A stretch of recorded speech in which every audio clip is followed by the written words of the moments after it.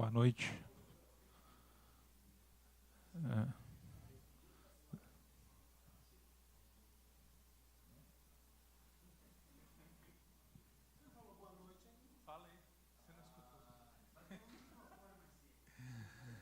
Boa noite a todos. Com imenso prazer que a gente está dando início a mais uma reunião científica da Sociedade Brasileira de Angiologia e Cirurgia Vascular Regional Goiás, a quarta desse ano.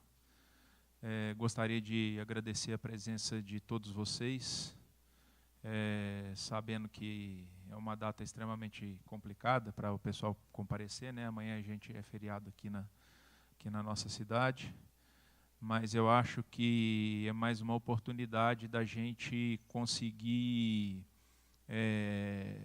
aprender mais um pouquinho sobre um tema que é extremamente complicado de se manejar, um tema que ainda existem várias dúvidas a respeito de tratamento e de indicações.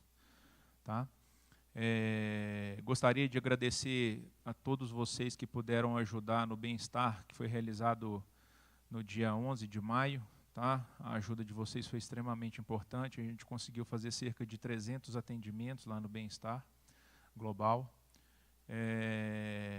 E isso é uma oportunidade para que a gente divulgue cada vez mais a nossa especialidade, as nossas doenças, para que a gente tenha aí uma visibilidade e ajude a gente a ter frutos futuramente, né? No mês que vem, no mês de junho, a gente vai ter o segundo arraiá da Sociedade de Angiologia e Cirurgia Vascular Regional Goiás, no dia 23 de junho, sábado, no mesmo local do ano passado, na Rua 115, Chácara Maison, tá? 23 de junho, tá? Os convites depois vão ser distribuídos e a gente vai dar mais informações. Vai ser no sábado, dia 23. E a última reunião desse semestre vai ser no dia 28 de junho, na última quinta-feira do mês, local a ser definido. Tá? Também vai ser passado para todo mundo. Então, vamos dar início ao nosso tema de hoje.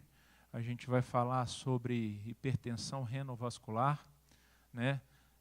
As indicações do tratamento, a terapia endovascular, o que há de mais atual.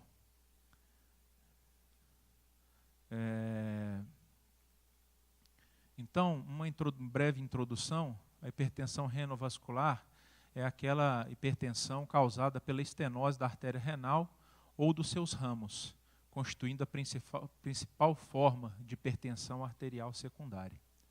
Ela é decorrente de uma isquemia do parênquima renal, leva a maior incidência de lesões dos órgãos-alvo do que a hipertensão essencial. Mas ela é passível de cura ou de melhora do quadro clínico da paciente, através da revascularização renal, que pode ser realizada por cirurgia aberta ou por técnica endovascular. Então, falando um pouco de fisiopatologia, o que acontece para a gente ter essa hipertensão renovascular? Você tem uma diminuição do aporte sanguíneo do parênquima renal. Com isso, você tem uma redução da taxa de filtração glomerular. E isso vai fazer que haja uma produção de renina com uma formação de angiotensina 2. Isso vai promover vasoconstrição e secreção de aldosterona. E aqui a gente tem duas formas, né, de levar um caminho final. Né? A secreção de aldosterona ela vai promover reabsorção de sódio e água, aumento da volemia e, consequentemente, hipertensão arterial.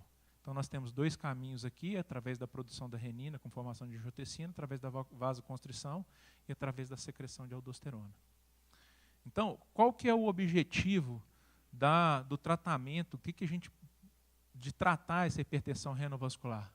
Principalmente curar ou facilitar o controle da hipertensão arterial de origem renovascular e evitar que esse rim fique isquêmico, que você tenha uma perda da função renal e, consequentemente, todos aqueles problemas que decorrem de uma nefropatia.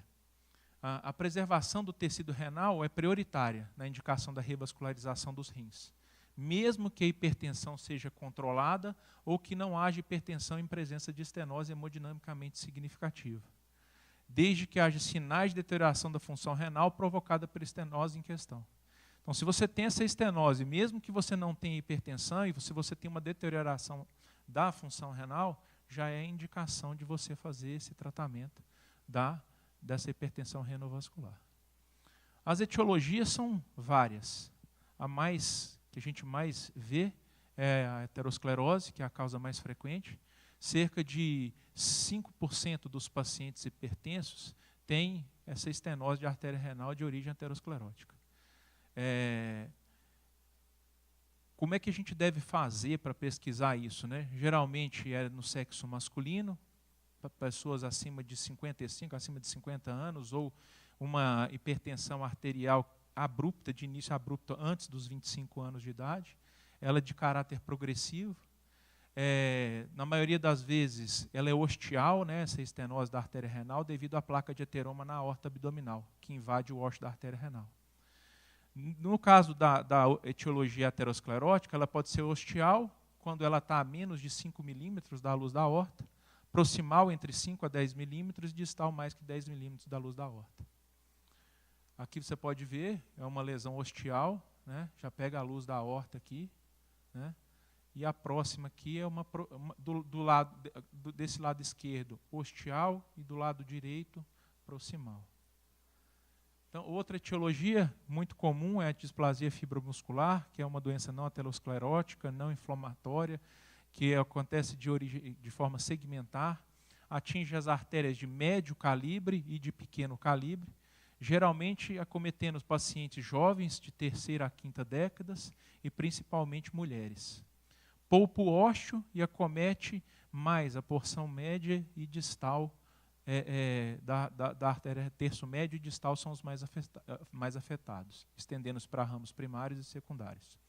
O diagnóstico é fundamentalmente histopatológico, mas a gente tem o exame arteriográfico que ajuda muito, porque a gente tem aquele colar de contas que a gente vai ver numa imagem a seguir, né, que é quase também patognomônico da presença da displasia fibromuscular. No caso, a insuficiência renal é rara, mesmo que o acometimento seja bilateral. Então, aqui tem o aspecto de colar de contas, que é melhor visto nessa imagem aqui, tá? Da arteriografia. Outra etiologia, vasculite. A principal vasculite que a gente tem e que acomete, no caso da estenose de artéria renal, doença de Takayasu. De uma origem desconhecida, principalmente acontece em mulheres, 8 vezes mais em mulheres do que homens. A arterite ela vai provocar um infiltrado inflamatório, que vai promover um mecanismo imunológico de inflamação aguda, de repetição com formação de fibrose e, posteriormente, formação da estenose, no caso da artéria renal. A avaliação arteriográfica pode ser feita ou por angiotomografia ou por angiorressonância. Outra etiologia é a neurofibromatose, que é predominantemente hereditária e, na maioria das vezes, ostial. A estenose actínica, nos pacientes que fazem radioterapia, você tem uma perda da musculatura da artéria e uma extensa área de fibrose em todas as suas camadas. E causas extrínsecas, que são os tumores, fibroses, aneurismas, dissecção da aorta e hematoma subcapsular. Outra etiologia, pós-transplante de artéria renal, que é 6% dos casos. Você vai começar a suspeitar naquele paciente que fez o transplante, está bem, mas de repente você tem uma elevação progressiva da creatinina ou instalação de uma pressão arterial de difícil controle, né? Então você já vai suspeitar de que seja, né, uma estenose naquela anastomose que foi realizada. Ou também você pode pensar de uma outra forma, que houve uma rejeição desse transplante, uma toxicidade do imunossupressor, uso de esteroides, recorrência de glomerulonefrite e o rim nativo extremamente comprometido. Então, a estenose da artéria renal é próxima ou na região da anastomose. Outra etiologia é pós-implante de endoprótese para tratamento de aneurisma de aorta abdominal. Você tem uma placa de ateroma que se desloca quando você tem a liberação do free flow, que é aquela parte de malha acima da parte coberta da prótese, né? Então, há esse deslocamento. Ou então uma oclusão parcial exatamente nessa porção revestida, nessa porção superior revestida da endoprótese. Então, a patogenia, a estenose de artéria renal e hipertensão renovascular são entidades extremamente distintas. Por quê? Porque a estenose não se relaciona com a hipertensão, uma vez que você pode ter estenose até acima de 60% sem hipertensão, e você pode ter pacientes com hipertensão de causa renovascular pela falência do parênquima sem estenose visualizada em algum exame. A estenose de artéria renal só é considerada causa de hipertensão quando confirmada se tiver melhora após a correção da revascularização renal. E o gradiente pressórico no local da estenose é maior do que 40 milímetros de mercúrio.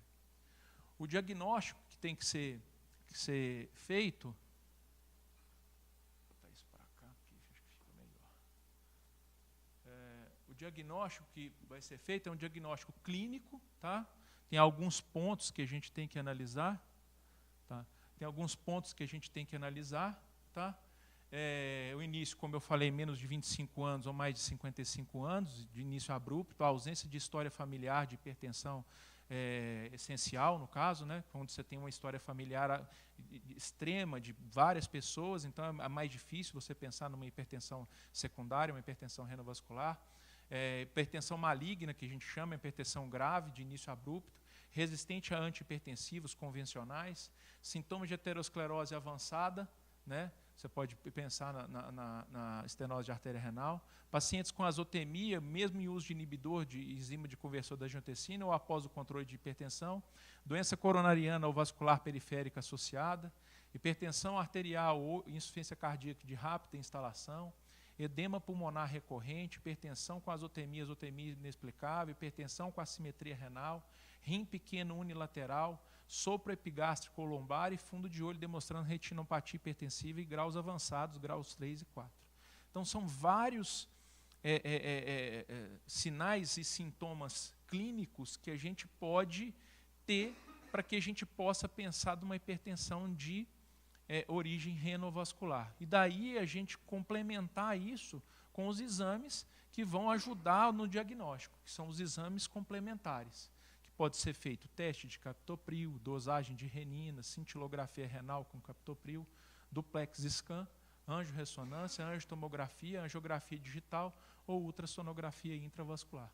Todos esses testes associados ao quadro clínico pode mostrar para a gente a presença da estenose de artéria renal com hipertensão renovascular.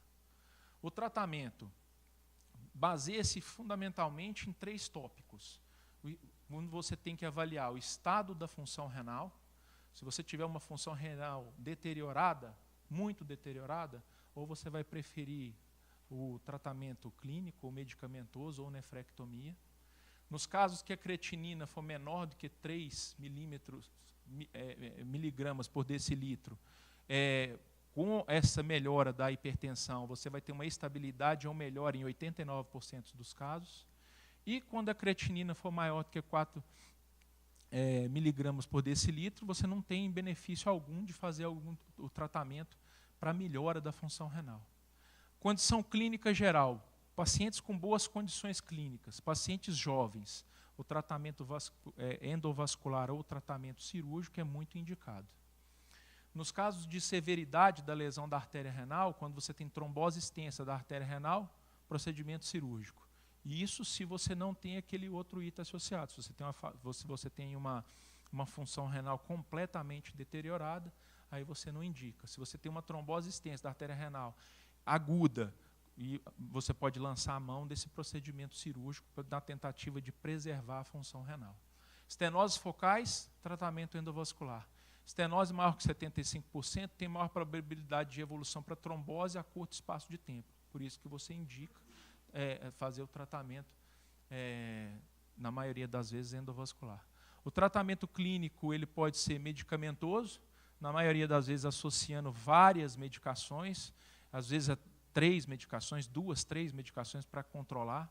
Né? Isso é uma das indicações que a gente vai ver posteriormente para a indicação do tratamento cirúrgico ou endovascular, é aquela hipertensão que você não consegue debelar mesmo com o uso de 3 drogas, 3 medicamentos, né, são beta-bloqueadores, inibidores de enzima conversora da angiotensina, bloqueadores de canal de cálcio, e assim vai.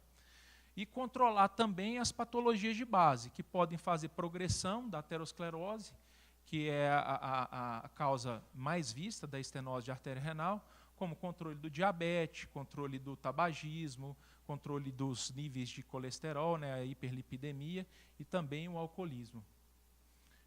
No caso das vasculites, o uso da imunossupressão com corticoides. Então, a tendência atual qual é? Né? Revascularização renal somente se a hipertensão não controlar com 3 medicamentos ou se surgirem sinais de deterioração da função renal. Se você tem a estenose de artéria renal, mesmo que mas com o controle medicamentoso de 2 medicações, a tendência é que você não faça esse tratamento cirúrgico. Isso é muito controverso ainda, existem vários trials que a gente vai falar posteriormente, que ainda não mostram tanta sucesso e tanto sinal de melhora dessa função renal, fazendo esse tratamento, essa correção da estenose. Os casos que são excluídos do tratamento são as falências importantes nos pacientes, né, falência importante de outros órgãos, idade avançada, alto risco cirúrgico, lesão renal irreversível e a escolha do próprio paciente de não fazer o tratamento. O tratamento cirúrgico ele pode ser o cirúrgico aberto, nefrectomia ou nefrectomia parcial, revascularização renal através de derivações aortorrenais, feitas principalmente com enxertos autólogos, via safena, e angioplastia com ou sem interposição de stent. Né? A angioplastia transluminal percutânea é um método de escolha para a maioria dos autores, para tratamento da estenose, e com essa estenose causando hipertensão renovascular associada à deterioração da função renal. Mais uma vez, os objetivos é curar e melhorar essa hipertensão, prevenir a insuficiência renal, reverter a insuficiência renal aguda com quadro de trombose recente devido a uma estenose prévia, foi o que eu falei daquele tratamento cirúrgico, daquela indicação do tratamento cirúrgico, né? Evitar perda de rim transplantado e pode também ser realizadas com ou sem implantação de stent. Isso aqui é uma anatomia das artérias renais, são extremamente variadas, né, podem ser únicas, duplicadas, com polar, sem polar, 2 polares, e a gente vai ver a irrigação do jeito que é feita, se tem algum acometimento, se a quantidade do parênquima atingido por aquela artéria é maior ou menor para indicar ou não o tratamento. Os efeitos da revascularização, melhora da função renal, bloqueio da progressão do processo de atrofia renal, reversão da insuficiência renal, diminuição de mortalidade, melhor controle da hipertensão, redução do número de drogas usadas para controle e diminuição dos eventos cardiovasculares. As indicações de angioplastia são as mesmas indicações que eu disse, quase são as mesmas indicações que eu disse anteriormente. Hipertensão de início súbito e recente, agravamento do quadro hipertensivo já controlado, hipertensão diastólica em indivíduo jovem, geralmente menor que 25 anos, hipertensão que responde apenas a drogas que bloqueiam o sistema renina, angiotensina, hipertensão na presença de sopro em flanco e ao exame físico, pacientes que desenvolvem insuficiência renal quando usam captopril ou inibidores de enzima conversora de angiotensina, e hipertensão súbita em mulheres jovens que não fazem uso de anticoncepcional, porque essas mulheres têm mais chance de ter displasia fibromuscular. Então, a descoberta da estenose de artéria renal hemodinamicamente significativa na população constitui uma indicação de intervenção terapêutica, desde que você possa ter uma melhora dessa função renal do paciente, desde que você possa controlar níveis pressóricos, desde que você possa diminuir o número de drogas que são usadas para controlar os níveis pressóricos. Então, a estenose de artéria renal maior que 75%, associada a um dos itens aqui embaixo, você vai ter uma outra indicação. Então, maior que 75, associada à hipertensão, que você usa 3 ou mais drogas para controle. Hipertensão maior que 110 milímetros de mercúrio da pressão arterial sistólica. Insuficiência renal crônica com creatinina menor que 3. Insuficiência renal aguda com preservação das dimensões e ecogenicidade do rim, a ultrassonografia ou Doppler de artéria renal ou Doppler renal. Contraindicações: gestação, doença avançada com atrofia ou exclusão renal. Existe uma discussão hoje que pacientes poderiam se beneficiar quando tivessem nível de creatinina acima de 4, mas isso está caindo por terra. Pacientes que têm a creatinina acima de 4, na maioria das vezes, têm uma função renal extremamente prejudicada, e as indicações do tratamento endovascular através de angioplastia com ou sem stent está extremamente limitada nesses casos. No caso de expectativa de vida limitada, diátase hemorrágica, infarto agudo do miocárdio recente e aneurisma de artérias renais ou aorta envolvendo as artérias renais. Então, são contraindicações das angioplastias transluminais percutâneas. Só angioplastia ou angioplastia com stent? Os estudos mostraram, e esse foi publicado em 1998, que a angioplastia com a colocação de stent é uma técnica melhor do que a angioplastia isolada, para alcançar uma melhor perviedade do vaso, particularmente em lesões ateroscleróticas ou ostiais. O prognóstico vai ser bom quando a gente tiver alguns fatores que a gente vai citar agora. Rim maior do que 9 centímetros, presença de função renal residual, reopacificação das artérias renais distais em caso de oclusão, biópsia renal com 40% de glomérulos ativos. Se você tiver uma helenização glomerular intensa, é um fator de mau prognóstico. E a elevação do índice de resistência ao duplex de scan é um fator de mau prognóstico também, quando esse índice é maior do que 0,6. Aqui é uma imagem de oclusão da artéria renal, né? Pós-colocação de stent, e aqui é uma revascularização. Você tinha uma reopacificação dessa artéria renal, tanto direita quanto esquerda, mesmo após a oclusão, né? Então você tinha uma diminuição da função renal, mas não era uma função renal extremamente prejudicada. Você fez uma recanalização aqui da artéria e com uma colocação de stent farmacológico. Uma estenose ostial da artéria renal direita, interposição de stent, angioplastia com stent. Os stents são balões expansíveis, que a gente fala, né, expansíveis por balão. Mais uma imagem aqui. Então, stent versus angioplastia. O método de escolha pela maioria dos autores para tratamento da estenose da artéria renal com suspeita de estar causando hipertensão renovascular e também um quadro de deterioração da função renal. Mais uma vez, intensificando, isso foi publicado no Lancet, cura ou melhora da hipertensão, prevenção da insuficiência renal, reversão da insuficiência renal com trombose, por uma trombose recente advinda de uma estenose, evitar perda de rim transplantado. E teve outro trabalho que também foi feito por esse autor, Van der Veen e colaboradores.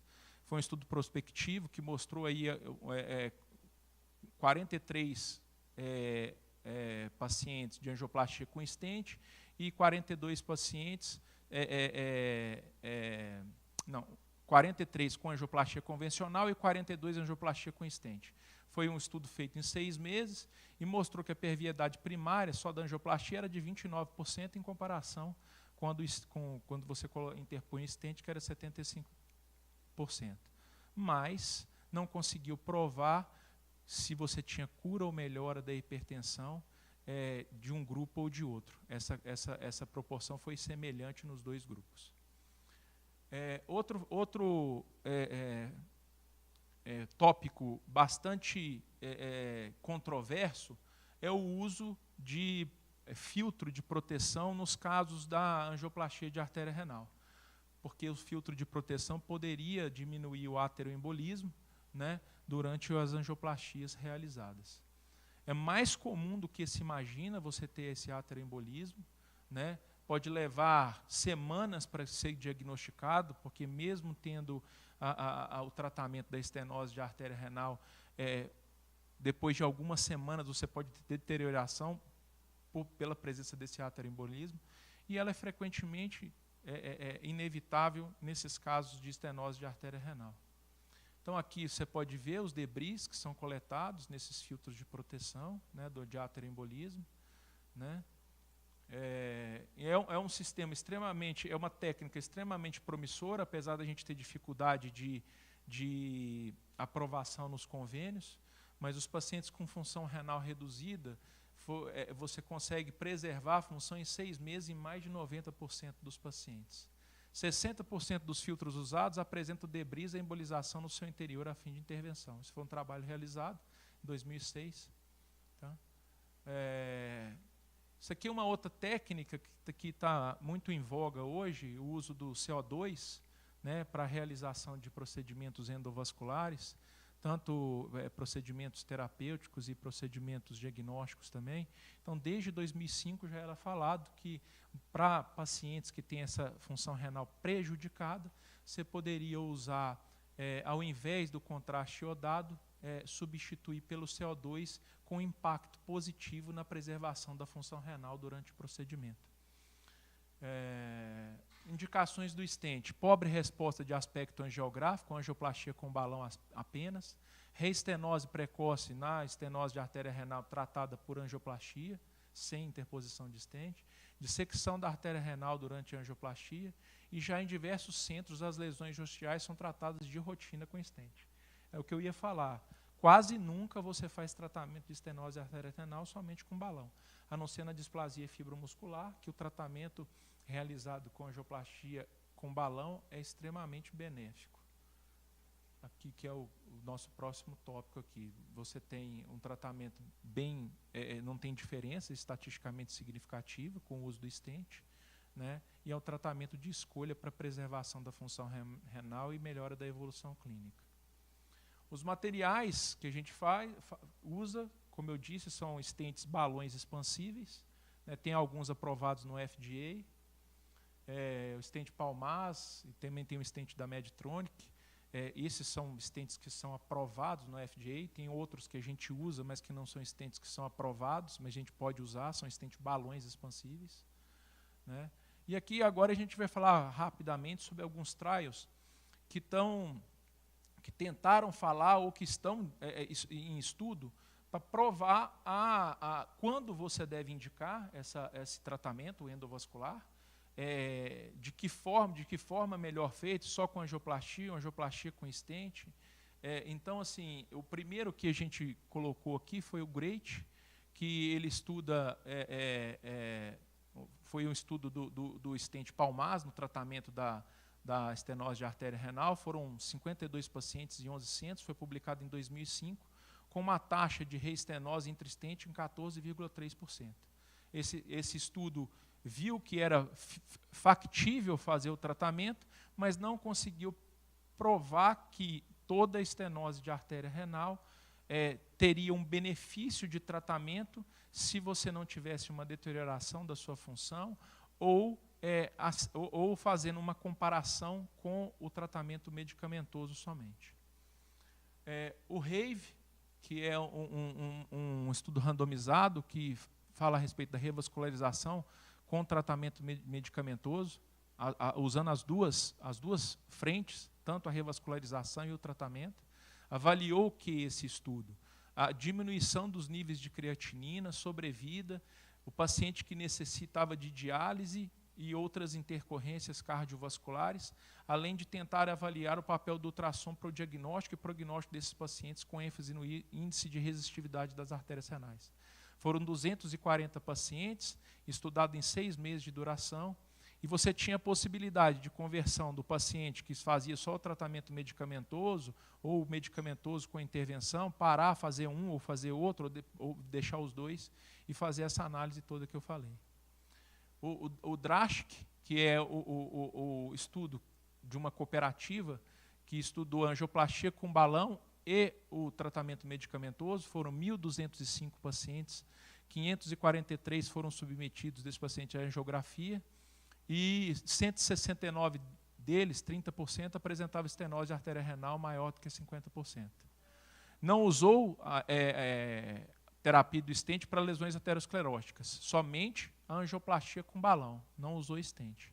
E o que pôde ser visualizado é que, num segmento de 1 ano, 8% dos pacientes tinham elevação dos níveis de creatinina, e intervenção em pacientes com lesões maiores que 50%, pressão diastólica maior que 95%, com apenas 2 medicamentos. Também fizeram isso, mas tiveram um alto índice de reestenose e de complicações após o procedimento, e acabou sendo descontinuado.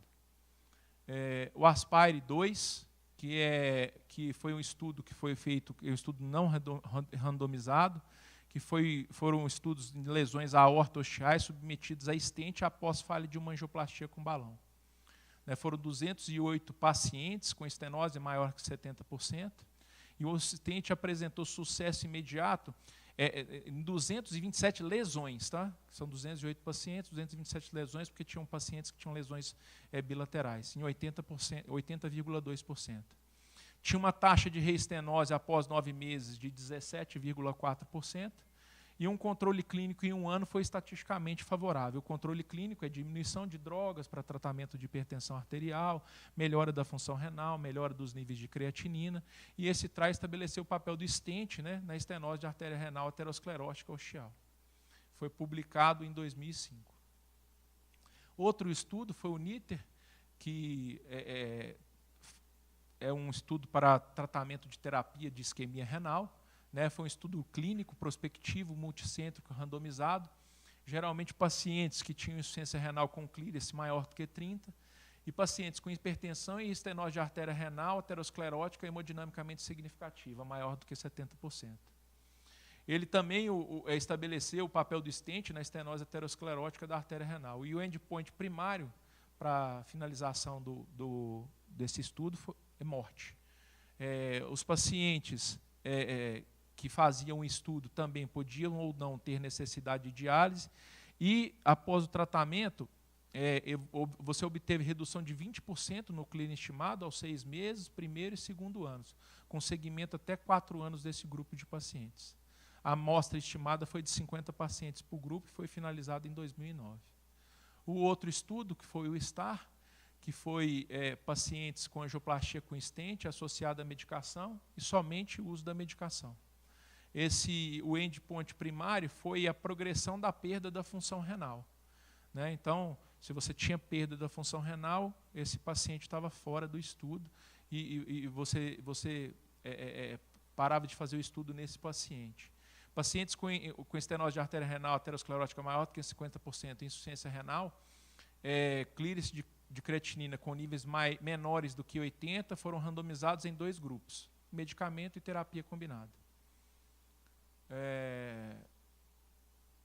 Outro estudo com Astral, que foi uma sequência do STAR, foi de 1.000 pacientes, também a mesma coisa, de medicamento, angioplastia com stent, ou a terapia combinada, e também fazendo uma avaliação da diminuição da função renal, preservação da função renal. Outro estudo, Coral, que envolveu 1.080 pacientes, sendo 2 braços, 540 pacientes somente com terapia medicamentosa e o outro com terapia combinada. E aí foi ver o segmento também da função renal, da perda da função renal a longo prazo. Os endpoints primários foram mortalidades cardiovascular ou renal, acidente vascular cerebral, infarto agudo do miocárdio, hospitalização por insuficiência cardíaca congestiva rapidamente progressiva, associada à insuficiência renal e hemodiálise.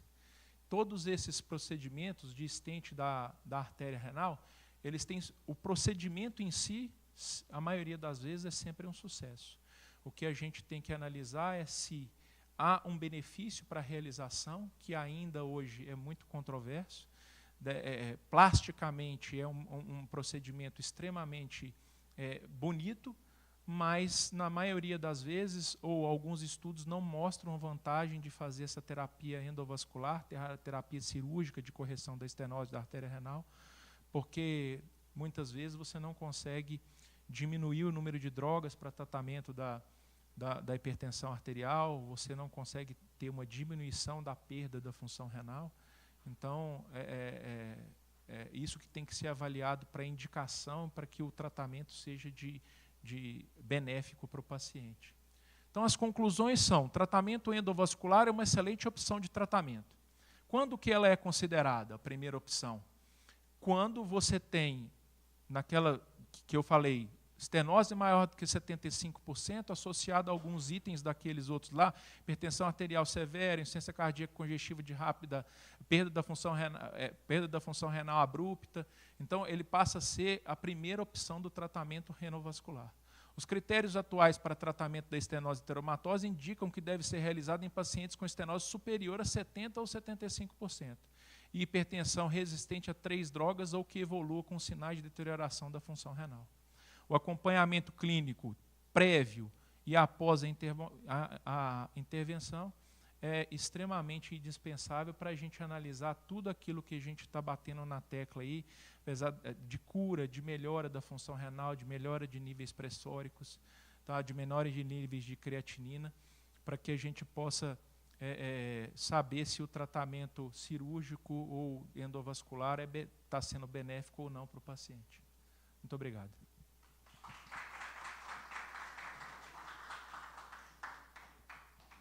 Alguma dúvida? O pessoal quer perguntar alguma coisa?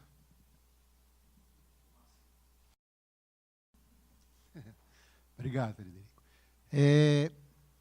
Você está mexendo num território que existe uma associação aí da insuficiência renal. Esse paciente mesmo com hipertensão, às vezes ele já apresenta um grau pequeno ou maior de insuficiência renal. E a gente sabe que o contraste é nefrotóxico. Você tem alguma medida para você prevenir e melhorar essa nefrotoxicidade? Então, né, o que a gente costuma fazer é hidratação do paciente, né, dependendo dos níveis de clearance que ele tem, níveis de creatinina. E aí também é outro território extremamente controverso com os nefrologistas, né? Usar alcalinização do sangue, fazer N-acetilcisteína. Então, assim, o que a gente tem na mão, a gente faz, né? Hidratação, alcalinização, N-acetilcisteína, tanto previamente quanto pós o procedimento. Usar o menor número o menor volume de contraste possível, né? São esses o que a gente usa para que a gente não piore, né, essa função renal do paciente. Boa noite, Fred. Parabéns aí de novo pela aula. Uns pontinhos para a gente discutir aqui em relação ao tratamento. O que eu vejo na prática diária é que a indicação por hipertensão está cada vez reduzindo, porque há uma evolução também nos agentes antihipertensivos, né? Em relação ao uso do filtro, o que você pensa na sua prática diária? O que a gente leva em conta é se for um paciente com rim único e se for um paciente com rim transplantado, a gente tenta utilizar o filtro para ver se minimiza. E a gente viu nas indicações, naquele paciente que tem uma lesão anatomicamente crítica, 90%, e ele é assintomático. A função renal ainda está mantida e ele não desenvolve hipertensão assim, de um grau importante.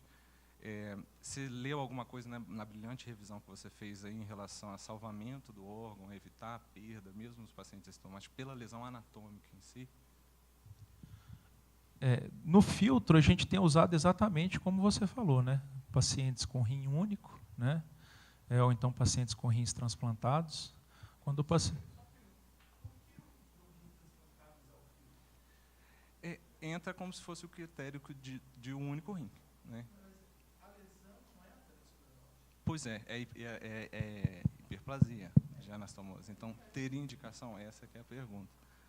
O risco de embolização, ele é minimizado ou negativado pela lesão, ou há um risco de embolia? Aí é só uma hiperplasia, não é? Aí eu não entenderia por que o uso do filtro. Sim, sim. Não, eu estou falando assim, né? O que é dito na literatura, né, apesar de ser hiperplasia, é exatamente por isso, né? Entra nos critérios de ser rim único, de tentar proteger o máximo possível que você tenha aquele rim transplantado. Então, mas na maioria das vezes a gente acaba nem usando, entendeu? Eu não sei como é que vocês fazem segmento pós-operatório desses pacientes, até porque o arterioembolismo pode ter uma queda da função. E assim, são vários fatores que a gente tem que avaliar, né? Para que a gente veja perda da função renal, porque, igual o Dr. Marcílio está falando, você tem nefrotoxicidade, não só o arterioembolismo, até perda dessa função renal. Então, assim, o pessoal usa, em alguns casos, para extrema proteção, para que você fique mais protegido, para que isso possa não ocorrer.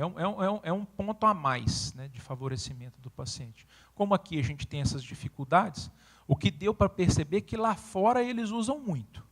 Aqui a gente usa pouco, porque é um gasto a mais que a gente vai ter de uma aprovação de um filtro, que é caro e tudo mais. E também, eu acho que eles nem fazem essa autorização e a gente nem usa tanto, por causa de todas essas interrogações que você tem entre tratar, não tratar, paciente melhora, não melhora e tudo mais.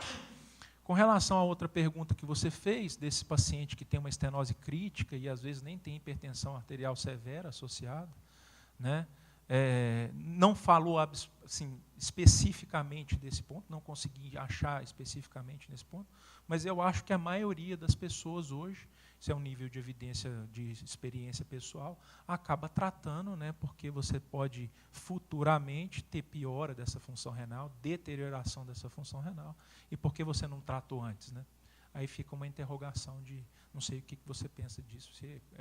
Eu não consegui achar nada que fale a respeito única e exclusivamente disso. Eu acho que ainda temos muito que evoluir, estudar e aprender nessa área. Outra indicação também, Frederico, é aquele paciente que tem estenose de artéria renal e vai tratar um aneurisma infrarrenal e vai utilizar free flow. Alguns estudos mostram que há uma progressão mais rápida dessa estenose e até advogam, às vezes, alguma angioplastia durante o tratamento do aneurisma ou até previamente ao implante da endoprótese. Você leu alguma coisa sobre isso também? Sim. A gente, inclusive, tem um caso, estava até discutindo com o Luiz Nagato, a gente tem um caso de um paciente com rim único, com uma estenose de artéria renal do rim remanescente de 70%, que a gente vai fazer um tratamento prévio, né, desse paciente, com angioplastia com colocação de stent, e depois vai tratar o aneurisma dele, para tentar prevenir a evolução natural da doença, de insuficiência renal, perda da função renal e tudo mais. E assim, o que eles dizem também, do tratamento dessa estenose, é que você ajuda até no seu tratamento, né? Você pode limitar a liberação da sua endoprótese para tratamento, você não precisa fazer aquela injeção de contraste lá na hora para posicionamento, porque você já tem um posicionamento do stent ali que está limitando a artéria renal. Então, o pessoal tem feito exatamente isso, tratando previamente, às vezes no mesmo procedimento, né, previamente a artéria renal, para depois tratamento de aneurisma de aorta abdominal infrarrenal.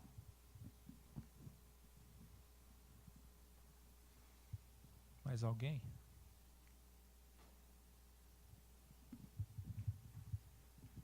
Fraz, parabéns pela apresentação. Só para reforçar essa pergunta do Marcílio, é que há pouco tempo saíram alguns trabalhos do New England que mostraram que apenas a hidratação é o suficiente, ou seja, que N-acetilcisteína, alcalinização de urina, isso daí, no final das contas, não serve de nada. O que a gente procura fazer no nosso serviço é no paciente que tem uma função renal deteriorada, que a gente pretende melhorar, e a gente sabe que não pode hidratar ele tão vigorosamente como a gente gostaria previamente, a gente interna um dia antes, começa uma hidratação dentro do limite do paciente, aí ele vai melhor hidratado para esse procedimento, para a gente poder, claramente, no próprio procedimento, usar o mínimo contraste e melhorar essa função renal, ou seja, evitar que o próprio procedimento piore essa função renal.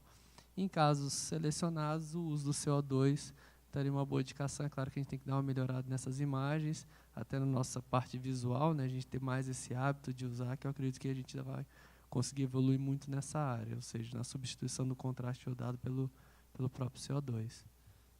Eu concordo com você, eu até li esses trabalhos do New England, mas assim, eu tenho tido alguns pacientes que têm me procurado com insuficiência renal crônica não dialítica para tratamento de aneurisma ou para tratamento de insuficiência arterial periférica para uso de contraste, e eu tenho às vezes questionado com os nefrologistas a respeito disso, porque tem eles mandam as cartinhas para a gente, falando da hidratação, mas ainda falam de uso do bicarbonato, ainda falam da N-acetilcisteína e tudo mais, apesar dos trabalhos novos que têm saído e tudo mais. Eles dizem que ainda é tudo muito controverso, né? Apesar de ter esse trabalho do New England, tem outros trabalhos que falam que existe um benefício, alguns trabalhos que não mostram tão benefício assim. Então, assim, acho que a gente acaba falando assim, se não fizer mal, se não fizer bem, mal não vai fazer. Então, mas eu concordo com você, o que a gente tem usado também é essa internação prévia, apesar da gente ter muita dificuldade, não sei vocês, se vocês conseguem fazer numa boa, porque aí o convênio começa a questionar por que você internou previamente o paciente, e aí é diária, uma a mais e tudo mais, mas a gente tenta fazer isso aí. E só um breve comentário, Fred, não sei se você viu, acredito que uns 2 anos atrás, um trabalho que parecia ser bastante promissor a respeito da angioplastia com ablação no ósteo da artéria renal para controle da hipertensão. Né? Tiveram alguns trabalhos que tiveram sucesso com redução da pressão arterial, e aí começou aquela vontade, claro, com investimento grande da indústria, num trabalho desse, um trabalho grande, para ver se conseguir reduzir. Imagina você conseguir reduzir esses pacientes hipertensos, não com estenose, mas justamente uma angioplastia para ablação da origem, como se estivesse fazendo ablação de receptores ali na artéria renal, e aí você conseguia reduzir. Os primeiros estudos com 4, 5, 10 casos tiveram